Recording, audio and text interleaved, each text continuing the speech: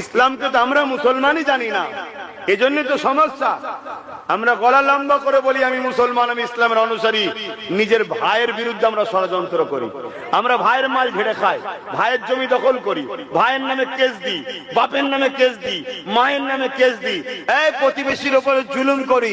আমরা নিজেরাই যদি ইসলামের উপরে না থাকি, তাহলে আল্লাহর কাছে বলছি আমরা মুসলমান, ইসলামের অনুসারী, আর কাজ করছি ইসলাম বিরোধী। আল্লাহ তো সূরা বাকারার মধ্যে কোরআনে বলেছে, তোরা যখন আমার ও আমার হাবিবকে ছেড়ে দিয়ে যাদের তাবেদারি করবি, যাদের অনুসরণ করবি, আমি আল্লাহ তাদেরকে শক্তিশালী করে তোদের মাথায় বসাবো, তাদের হাতে আমি আল্লাহ তোদেরকে মিটাবো। কথা মাথায় ঢুকছে না? ঢোকে না?